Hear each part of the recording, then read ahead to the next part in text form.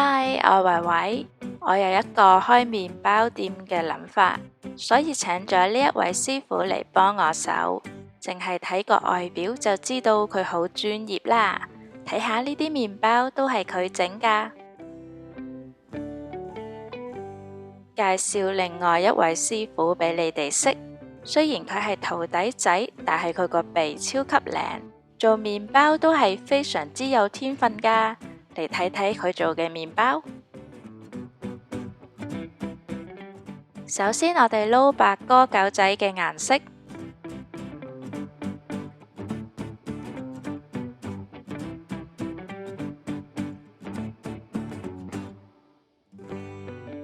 頭部大概係湯圓咁大啦，要正正方方嘅。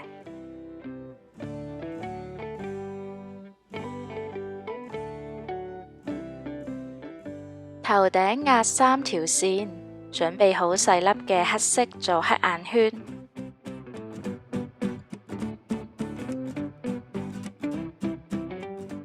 嘴巴就係1粒豆咁大，捏成3角形。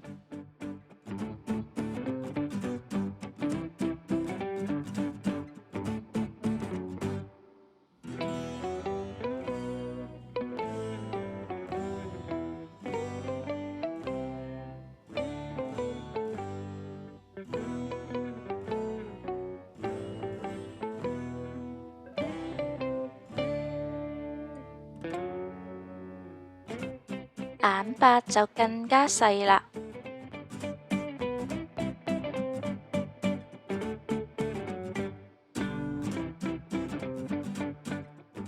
而眼珠就係超細超細，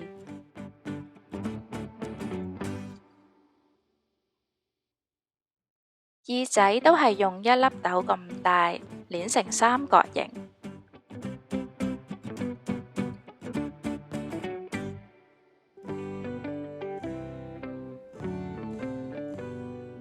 身體嘅用量同個頭係一樣嘅，捏成水滴形，用牙籤做支撐。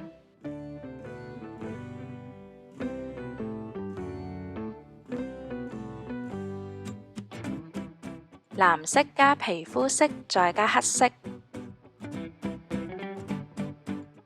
壓成牛仔布，剪條圍裙出嚟。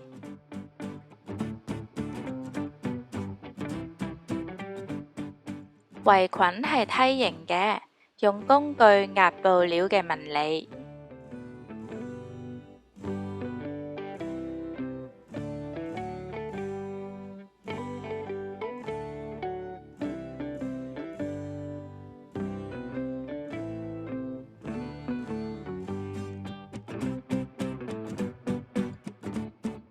放個袋仔，方便佢做嘢。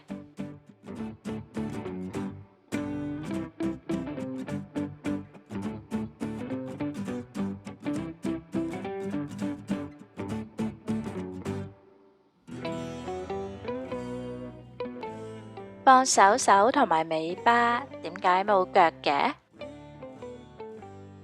個樣雖然蠢蠢地，但係心思好細密。擘大個口係方便試味，我係唔會偷食㗎。之後我哋撈金色，想深一啲嘅話就放多啲啡色，然後又要做漸變色啦。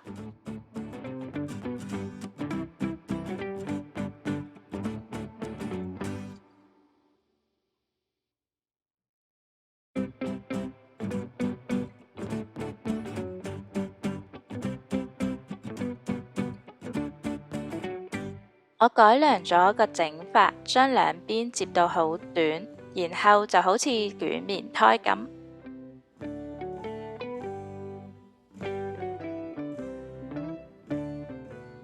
將兩邊多餘嘅黏土都摘咗佢，用力搓成一個圓波波，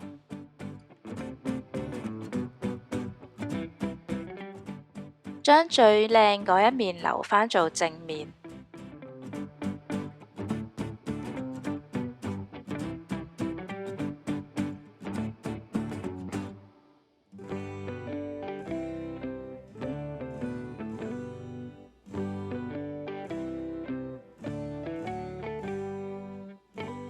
點咗白眉毛即刻就變成柴柴啦。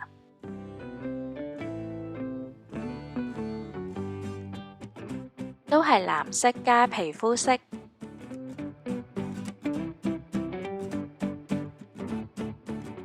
將呢塊布就攣成一塊圓片，綁喺個頭上面。你以為佢係西廚嚟嘅咩？我就將佢整成日式嘅麵包師傅。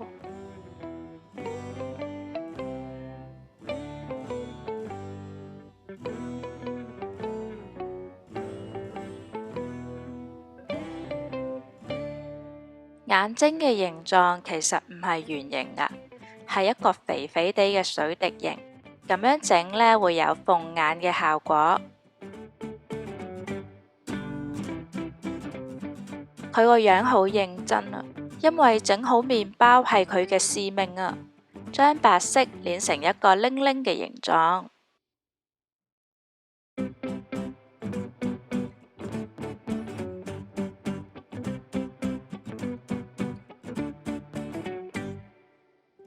加埋下半身，記得成個身應該同個頭係差唔多大嘅。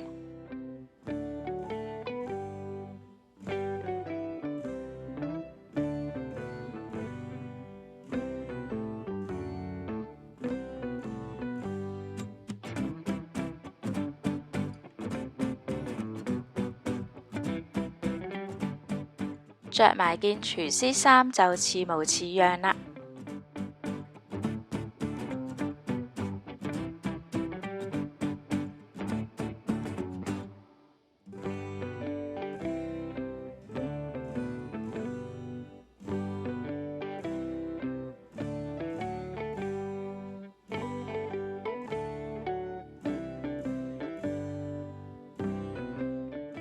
點解佢會有腳嘅？唔公平！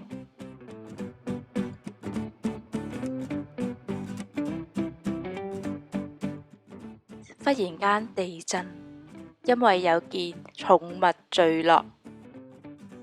我要投訴貓貓嚴重影響我做嘢。頭巾畫上腰果花嘅圖案，先畫一個水滴。再畫一個狗嘅爪爪喺入邊，外圍點點點。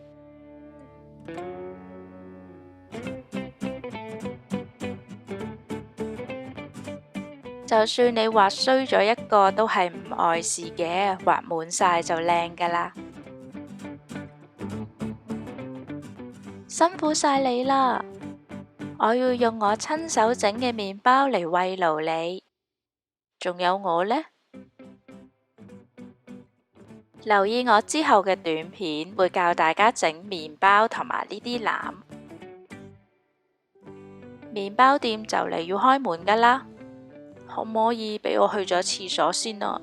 讚好呢條片同埋訂閱我嘅頻道，我哋下次再見啦，拜拜。